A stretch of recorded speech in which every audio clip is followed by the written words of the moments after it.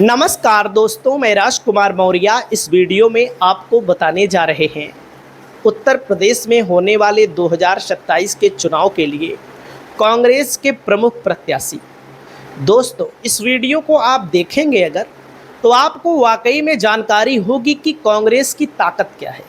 वैसे तो पूरे उत्तर प्रदेश में 2-2.5% वोट मिला था 2022 में कांग्रेस को। सपा बसपा का गठबंधन 2019 में हुआ था, 15 सीटों पर ही सफलता मिल पाई थी सपा बसपा को। लेकिन कांग्रेस का 2% वोट कैसे समाजवादी पार्टी के साथ उत्तर प्रदेश की नंबर 1 पार्टी और इंडिया गठबंधन नंबर 1 पर आ गई, किसी से छिपा नहीं है। तो साथियों, मैं आपको बताना चाहूँगा कि ऐसी करीब 50 सीटें हैं जहां पर गठबंधन से फायदा होगा। इन्हीं सब चीज़ों को देख करके वर्तमान की सरकार 50,000 वाली स्कीम ला रही है। सबूत मैं आपको दिखा रहा हूँ, वीडियो आपको देखेंगे तब आपको समझ में आएगा। बाकी भैया आंख मूंद कर नहीं काम समझ में आएगा। दोस्तों, इनका नाम है नदीम जावेद, जिनको कांग्रेस से प्रत्याशी बनाया जा सकता है। मजबूत हैं, समाज में पकड़ है। पिछली बार जब जौनपुर सदर से चुनाव लड़े थे साथियों, मात्र 12,000 वोट मिला था इनको। ओवैसी ने अपना हिंदू प्रत्याशी उतारा था, उसको भी लगभग 6,000 वोट मिला था। बसपा ने भी मुस्लिम प्रत्याशी उतारा था और समाजवादी पार्टी ने अरशद खान को उतारा था, जो अरशद खान 8,000 वोटों से चुनाव हार गए। और बीजेपी ने गिरीश यादव को टिकट दे दिया। दोस्तों, मुस्लिम एक तरफ, गिरीश यादव एक तरफ, मुस्लिम का सब वोट बट गया और बीजेपी यहाँ चुनाव जीत गई। आप बोलो कितने से जीती? 8,000 से। पब्लिक को नहीं जानकारी है, पब्लिक को कम जानकारी है। पब्लिक जान रही है नहीं, नेता तो जान रहे हैं, बीजेपी वाले तो जान रहे हैं कि अगर गठबंधन हो गया कांग्रेस सपा का तो गई जौनपुर सदर की सीट पक्का जाएगी। सपा चाहे मुसलमान उतार देगी तब भी जीत लेगी, बैकवर्ड उतार देगी तब भी जीत लेगी, क्योंकि मुसलमानों का वोट आपकी बटेगा नहीं। कांग्रेस से गठबंधन करने का यह भी फायदा है। मुस्लिम समाज के लोग समझ रहे हैं, वीडियो को हमारी देख रहे हैं, तो हमारी राय से असंतुष्ट हो तब भी भैया कमेंट करना। मथुरा से मुकेश धनगर जी लड़े थे, लोकसभा हार गए। धनगर की आबादी मथुरा में बहुत है और लोकसभा का चुनाव थोड़ा भाजपा के लिए प्लस होता है, मैं तो कई बार कह चुका हूं। साथियों, प्रत्याशियों में इनको अभी शामिल करिए। इनको हम जीत वाले में नहीं शामिल कर रहे, लेकिन प्रत्याशियों में शामिल करिए। मजबूत प्रत्याशी हैं, जिताऊ प्रत्याशी हैं। दोस्तों, दीपक सिंह गौरीगंज से टिकट मांग रहे हैं। गौरीगंज वैसे सपा ही लड़ेगी हमें जो लगता है, लेकिन दावेदार के नाम बता रहे हैं जो गेम पलट सकते हैं, इलाके में छवि रखते हैं। दोस्तों, इनका नाम क्या है आप यहाँ देखिए। इनका नाम है सुधा द्विवेदी। दोस्तों, जब ये चुनाव लड़ी 2022 में कांग्रेस के टिकट पर 45,000 लगभग वोट इनको मिला था। सपा के देवेंद्र प्रताप सिंह चुनाव जीते जरूर, लेकिन 2-2.5-3 वोटों से जीते। और यहाँ पर धीरेन्द्र बहादुर सिंह बीजेपी से लड़े। सरेनी विधानसभा है, बीजेपी हारी है, मामूली अंतर से सपा जीती है। लेकिन जब सपा कांग्रेस का गठबंधन होगा, जो एक सीट आने वाले समय के लिए सपा कांग्रेस के लिए दोनों के लिए खतरे की घंटी है, बीजेपी के लिए प्लस है, तो बीजेपी एक सीट को गंवा देगी ऑटोमेटिक।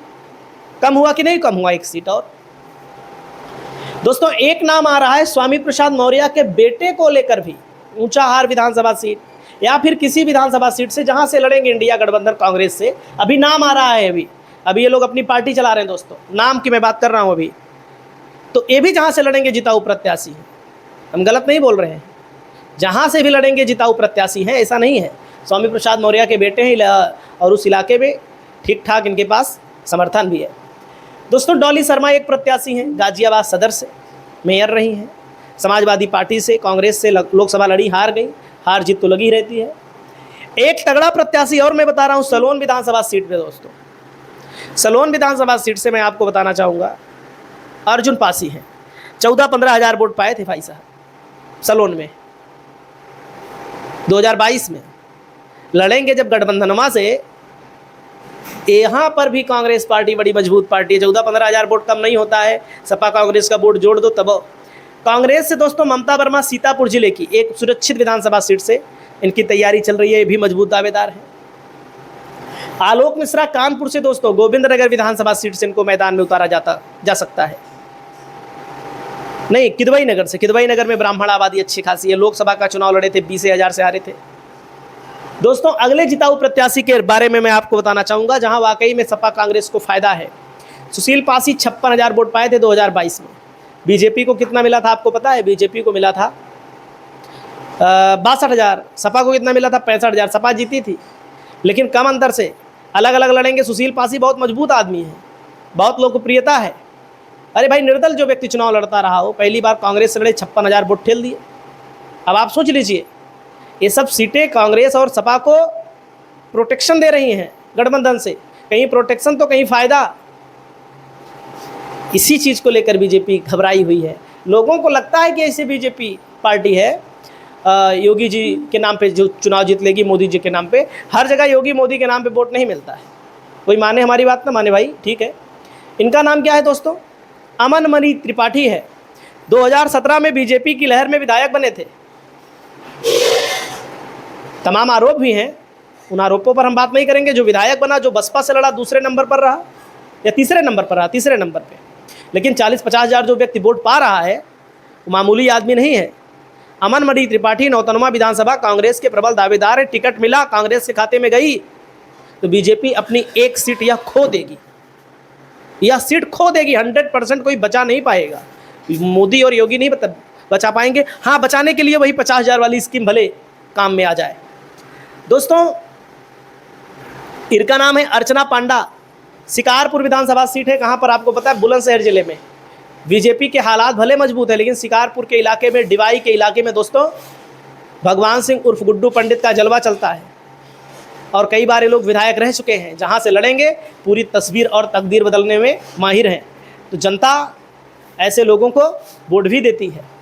दोस्तों अगला नंबर आता है आपके सामने। इनका नाम है प्रदीप माथुर जी।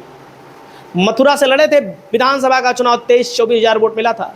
कांग्रेस सपा आरएलडी का गठबंधन था। ये लोग अलग लड़े थे। व्यक्तिगत परिचय है, व्यक्तिगत स्वभाव है, तभी तो पब्लिक वोट देती है। इस सीट पर भी समाजवादी पार्टी कांग्रेस को फायदा मिलने वाला है। दोस्तों अनुग्रह नारायण सिंह है। इनकी विधानसभा सीट का नाम आप जानो, इलाहाबाद उत्तरी विधानसभा सीट, शहर की सीट है। सपा अकेले नहीं लड़ पाएगी। यह भी बड़े मजबूत कैंडिडेट हैं। दोस्तों नीरज त्रिपाठी हैं, हमारे ज़िले से आते हैं। प्रतापगढ़ सदर के प्रबल दावेदार माने जा रहे हैं। कांग्रेस इनके लिए भी सीट लाने की कोशिश कर रही है, क्योंकि उपचुनाव में 19-20 हज़ार वोट पाए थे 2019 में। फिर पिछली बार वोट पड़ा तो 5-6 हज़ार पाए, पोरलाइज हो गया। तो लेकिन समाज में पकड़ तो है, हर समाज में पकड़ है।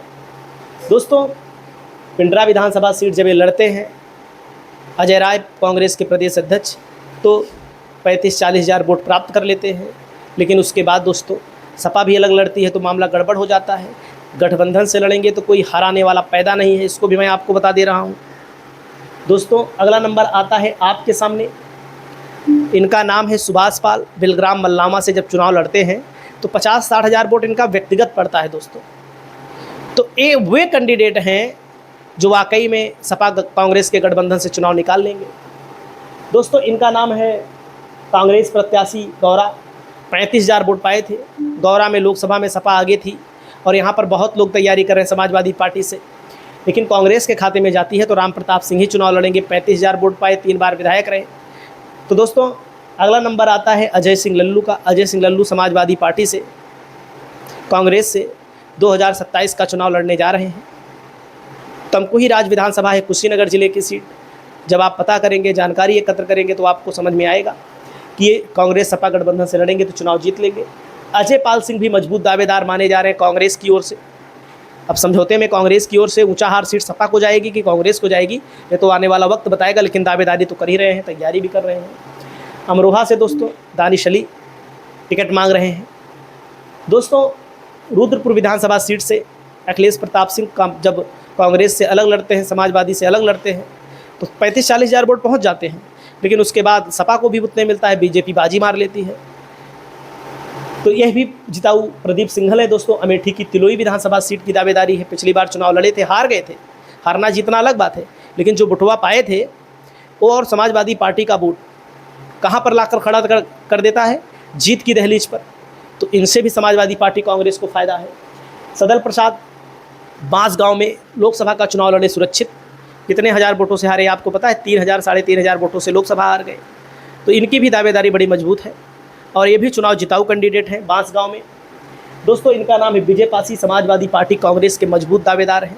2027 का चुनाव जीतने की क्षमता रखते हैं। 66,000 वोट मिला था इनको, सपा को 20-25,000 वोट मिला था और यहाँ भाजपा जीत गई अमेठी जिले की जगदीशपुर में, तो ये भी मजबूत है। बाकी रामनाथ सिकरवार दोस्तों खैरागढ़ विधानसभा सीट है, 66,000 वोट पाए थे। लोकसभा भी लड़े थे फतेहपुर सीकरी से, समाजवादी पार्टी और कांग्रेस के गठबंधन में चुनाव हार गए 40-45,000 वोटों से, लेकिन समाजवादी पार्टी और कांग्रेस से इनका चुनाव लड़ना तय माना जा रहा है और चुनाव जीत भी लेंगे, ये भी हम आपको बता रहे हैं। बाकी फरिंदा विधानसभा सीट जो कांग्रेस के एक विधायक के बने थे और एक विधायक आराधना मिश्रा मोना जी बनी थी, यहाँ पर दोनों पर कांग्रेस के सामने सपा चुनाव तो लड़ाएगी नहीं, सपा की ये दोनों सीटें हो गई। तो कहने का मतलब इन्हीं सब सीटों को लेकर अभी और भी सीटें मैं आपको बताऊँगा। अभी सहारनपुर ज़िले में मैंने नहीं बताया, अभी बिजनौर ज़िले में मैंने आपको नहीं बताया, अभी शहरेलू इलाकों में भी मैंने आपको नहीं बताया। तो बहुत सारी सीटें ऐसी हैं जहाँ पर वाकई में कांग्रेस का दबदबा था, लेकिन अलग अलग लड़ने से नुकसान हुआ। अब वो परिस्थिति तो रहने गई। लोकसभा में आपने देखा किस प्रकार से सपा कांग्रेस ने बीजेपी को हराया। तो आपकी जो राय हो, आप लोग अपनी राय बताइए। नमस्कार।